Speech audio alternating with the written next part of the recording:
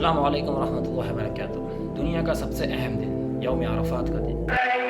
لبیک لا شریک لک لبیک ان الحمد والنعمت لک والملک لا شریک لک لبیک اللہم لبیک۔ وہ دن جس میں اللہ تعالیٰ اپنے بندوں کے بہت قریب ہوتا ہے، وہ دن جس میں گناہ معاف ہوتے ہیں اور جہنم سے سب سے زیادہ لوگ آزاد کیے جاتے ہیں، یہ ہے عرفات کا دن۔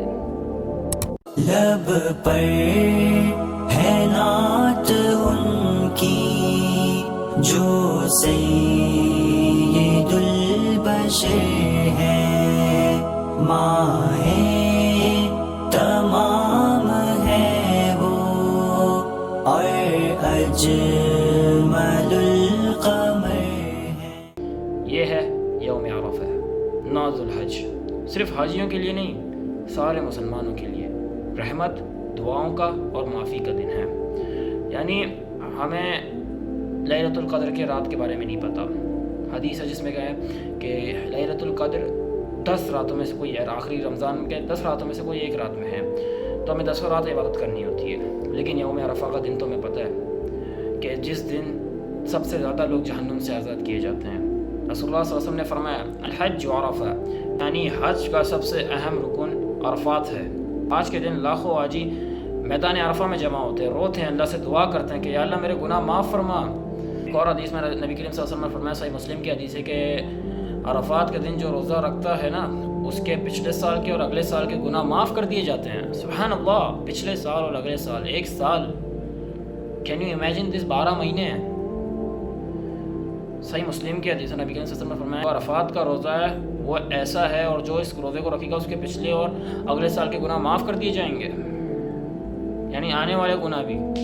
کی حدیث ہے ایک اور نبی کریم صلی اللہ علیہ وسلم نے فرمایا کہ سب سے بہترین دعا جو عرفات کا دن کا ہے وہ ہے لا الہ الا اللہ وحدہ لا شریک لہ لہ الملک ولہ الحمد وہو علی کل شیء قدیر۔ رسول اللہ صلی اللہ علیہ وسلم کی ایک اور حدیث میں رسول اللہ صلی اللہ علیہ وسلم نے فرمایا، صحیح مسلم کی حدیث ہے کہ عرفات کے دن کے علاوہ اور کسی اور دن اللہ تعالیٰ لوگوں کو جہنم سے بری کرتے ہیں۔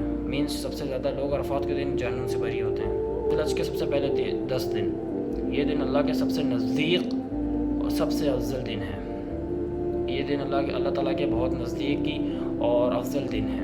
مینس رسول اللہ صلی اللہ علیہ وسلم نے فرمایا، بخاری کی حدیث ہے کہ ان دنوں میں کیا گیا ایک چھوٹا سا عمل اللہ کو اتنا محبوب کہ کیا بتائیں آپ کو، سب سے اللہ کے نزدیک سب سے زیادہ پسندیدہ عمل ہے وہ۔ ان دنوں میں کیا گیا ایک چھوٹا سا عمل بھی نیکی کا، اور ان دنوں میں اللہ کو یاد کیا کرو، دعائیں کرو، دعا نہیں چھوڑنا۔